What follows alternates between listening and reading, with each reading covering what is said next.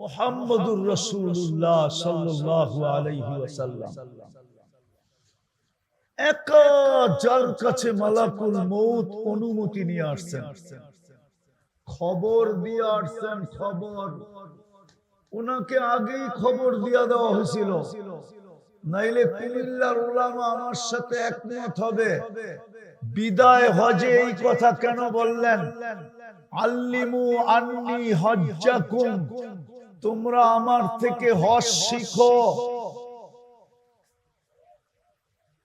লাআল্লাকুম লা তাজিদুনা বাদা আমিহিম হাদা, হতে পারে এই বৎসরে এই বৎসর পরে আর তোমরা আমাকে পাবে না, পাবে না, পাবে না। বুঝা গেল আল্লাহ আগেই খবর দিয়া দিছে। বন্ধু, হজের 2.5 মাস পরেই তো দুনিয়ার থেকে চলে গেছে। মুহররম, সফর, 12ই রবিউল আউয়াল, 2.5 মাস পরে দুনিয়ার থেকে চলে গেছে। আবু বকর সিদ্দিক রাদিয়াল্লাহু তাআলা আনহু তো আগেই বুঝা ফেলছেন যে যাওয়ার চিঠি চলে আসছে। যেদিন ইদা জাআ নাসরুল্লাহি ওয়াল ফাতহু ওয়া রাআইতান নাস ইয়াদখুলুনা ফি দীনিল্লাহি আফওয়াজা ফাসাব্বিহ বিহামদি রাব্বিকা ওয়াস্তাগফিরহু ইন্নাহু কানা তাওয়াবা। এই সূরা যেদিন নাজিল হয়েছে, আবু বকর সিদ্দিক রাদিয়াল্লাহু তাআলা আনহু কাঁদতেছিলেন। সবাই জিজ্ঞাসা একে অপরকে বলতেছিল, বুইরার কি হলো? বুইরা কা কাঁদে কেন? সবার ভিতরে সবচেয়ে বয়স্ক ছিলেন, কাঁদে কেন? আল্লাহ তো সুসংবাদ দিছে ইসলামের দলে দলে মানুষ ঢুকবে, এই বুইরা কেন কাঁদে? উমর রাদিয়াল্লাহু তাআলা আনহু কানে কানে জিজ্ঞাসা করছে, কাঁদেন কেন? সবাই তো কানাঘুষা করতেছে, আপনি কাঁদেন কেন? কি বুঝা কাঁদলেন? উমর, চিঠি চলে আসছে, চিঠি আর বেশি দিন থাকবে না। একজনকে আল্লাহ আগে চিঠি দিছে, আর কাউকে দিবে না, কাউকে দিবে না। সফর কখন পরিসমাপ্তি ঘটবে, যাত্রা কখন পরিসমাপ্তি ঘটবে, কাউকেই খবর দিবে না, কাউকে জানতেও দিবে না। একজন কি খবর দিছেন, আমি দুইটা প্রমাণ দিলাম। একটা বিদায় হজের এই শব্দ বলে, আল্লিমু আন্নি হজ্জাকুম লাআল্লাকুম লা তাজিদুনা বাদা আমিহিম হাদা। এটা চিঠি চলে আসছিল বন্ধু, এরপরে আর আপনাকে থাকতে দিব না। আল্লাহ কেন দিবেন না? কেন দিবেন না? বলে যা পূর্ণ করার দরকার ছিল তা তো আরাফার দিনে কমপ্লিট করে দিলাম।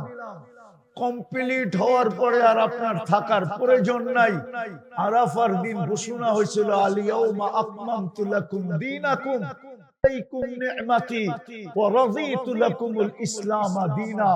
এটার ভিতরে একটা চিঠি ছিল যে আপনার মিশন পুরা, এখন আর থাকার প্রয়োজন নাই, চলে আসেন। এটার ভিতরে ঘোষণা ছিল মিশন পুরা, নাইলে দিন কমপ্লিট করলেন কেন? এটাও চিঠি ছিল। জানি না কুমিল্লার মানুষ বুঝতেছে কিনা। আরে বুঝতেছেন?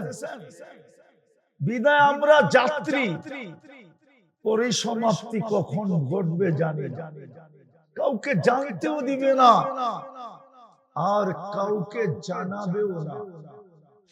না জানতে দিবে না জানাবে। বলবেন টেকনোলজির যুগ। না না না না, দুনিয়া যতই টেকনোলজি সমৃদ্ধ হোক, এটা আল্লাহ কোনদিন বিজ্ঞানকে জানতে দিবে না। হ্যাঁ, এটা আল্লাহর পার্সোনালিটি, কাউকে জানতে দিবে না। বিদায় আমরা যখন যাত্রী, আর চিরদিন যখন ওইখানে থাকবো, আনতাহইয়া ফালা তামুতু আবাদা, চিরদিন থাকবো। মউত কোনদিন আসবে না, না দুজকওয়ালাদের আসবে না জান্নাতওয়ালাদের আসবে, মউত কারো আসবে না। এই জন্য কোরআনও বলে ইল্লা মাউতান মুহাম্মাদুর রাসূলুল্লাহ, সাল্লাল্লাহু আলাইহি ওয়াসাল্লামের কাছে এসে মালাকুল মউত প্রথমে অনুমতি নিছেন ঢুকার জন্য। আল্লাহ বলে দিছে অনুমতি নিবে, দিলে ঘরে ঢুকবে, নাইলে ঢুকবে না, চলে আসবে। আবার বলছে ঘরে ঢোকলা, দুইকাই কিন্তু বুকে হাত রাখা দিবে না। আবার অনুমতি দিবে, রাখতে দিলে রাখবা, নাইলে চলে আসবা। কারো কাছে অনুমতি নিয়ে মালাকুল মউতের ঢুকতে হয় না, শুধু একজনের কাছে ঢুকছে। যখন ঢুকছেন তখন আল্লাহ রাসূল জিজ্ঞাসা করছিলেন, আইনা আখি জিবরিল, আমার ভাই জিবরিল কোথায়? তো মালাকুল মউত প্রতি উত্তরে বলছিল, হুয়া ফিস সামাইল উলা, আমি উনাকে প্রথম আকাশে দেখা আসছি। তারপরে পিছনে সালাম দিয়া ঢুকছেন জিবরিল আলাইহিস সালাম। আল্লাহ রাসূলের চোখে পানি ঝরতেছিল। দুইকাই জিজ্ঞাসা করছিলেন, আতাবকি ওয়া আনতা ইলা রাফিকিল আলা, কাঁদেন কেন? আপনি তো এখন আল্লাহর সান্নিধ্যে চলে যাবেন। মালাকুল মউত তো এই জন্যই আপনার কাছে আসছে। আল্লাহ রাসূল বলছিলেন, জিবরিল এখনো এক প্রশ্নের উত্তর বাকি, অনুমতি দেই তো দেই কি কইরা? বলছে সেই প্রশ্ন কি? বলছে ফামান লিবাদি লিউম্মতি, আমার পরে আমার উম্মতকে কে দেখা রাখবে? আমার উম্মতের রক্ষণাবেক্ষণকারী কে হবে? আমার উম্মতকে পাহারা কে দিবে? আমার উম্মতকে সুরক্ষা কে করবে? কসম, আমরা যদি বুঝতাম না তাহলে এতটুকু কথার ভিতরে যে কি লুকানো ছিল, যদি আমাদের ভিতরে দিল থাকতো, দিল, কানতে কানতে নিডাল হয়ে যাওয়ার কথা ছিল যে আমার জন্য মুহাম্মদুর রাসূলুল্লাহ সাল্লাল্লাহু আলাইহি ওয়াসাল্লাম, যার দিকে তাকাইলে দেখা যায় আল্লাহর পাশে বসা, কাবা কাউসাইনি আও আদনা। কুরআন আমাকে বলে যার দিকে তাকাইলে দেখা যায় কার পাশে বসা? আরে বলেন না, কি আপনারা কি বুঝতেছেন না আমার কথা? কার পাশে বসা? আরে আল্লাহ বললে গুনাহ হবে না, 40 নেকি মিলবে। কার পাশে? কুরআন বলে কাবা কাউসাইনি আও আদনা সুম্মা দানা ফাতাদাল্লা ফাআওহা ইলা আবদিহি মা আওহা। উনি আমার জন্য চোখে পানি, কিয়ামতের সকাল পর্যন্ত উম্মতের জন্য চোখে পানি ছিল। জিবরিল কে দেখা রাখবে? কে বুকে ধরে রাখবে? কে পাহারা দিয়ে রাখবে? কে আমার উম্মতকে চোখে চোখে রাখবে? আমি তো চোখে চোখে রাখতেছি। সমস্যা আসতে দেরি, আমি তো হাত উঠাইতে দেরি করি না। হাদিস দিতেছি, হাজাবাহু আমরুন ফাজিয়া ইলা সালাহ। সমস্যা আসতে দেরি, আমি তো সেজদায় পড়তে দেরি করি না। কিন্তু আমার পরে কে পড়বে সেজদায়? আমার পরে কে রাখবে দেখা? আমার পরে কে রাখবে চোখে চোখে? আমার পরে কে রাখবে পাহারা দিয়া?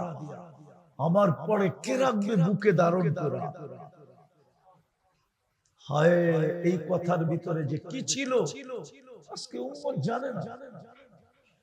শুধু মুখে মুখে বলে মোহাম্মত করি। রাগ হয় না, পায়ে হাত রাখে। আমি আপনাদের বিরুদ্ধে না, আমি তো এই কান্নাই কাঁদতেছি। শুধু মুখে মুখে বলি ভালোবাসি, এইখানে নাই। যুবক, তোমার এইখানে মুহাম্মদুর রাসূলুল্লাহ নাই। যদি এইখানে থাকতো তো তোমার চুলের স্টাইল এরকম হতো না। কেননা এই স্টাইলের চুল কাটায় 50 টাকার চুল তুমি 500 টাকা দিয়ে কাটো, তোমার 450 টাকা বেশি যায়। কিন্তু কোন উলামা ফতোয়া দিতে পারবে না তোমার চুলের বিনিময়ে কিচ্ছু মিলবে। আর তুমিও বলতে পারবে না যে কুমিল্লার কোন মেয়ে তোমার চুলের ডিজাইন দেখা বলছে আই ডট ডট ইউ। অথচ কুমিল্লার মেয়েরা তোমাদের চুল নিয়ে ট্রোল করে, কই কিরে কাউয়া কাটিং বগের কাটিং কই পাইলি, কাউয়া কাটিং কই পাইলি, বাটি কাটিং কই পাইলি, বদনা কাটিং কই পাইলি? হ্যাঁ আরো বলবো দু চারটা? না না না না, এতটুকুই বুঝলে যথেষ্ট। অথচ মুহাম্মদুর রাসূলুল্লাহর আদর্শে যদি তুমি চুল কাটতা, ওনার ডিজাইনে যদি তুমি চুল কাটতা,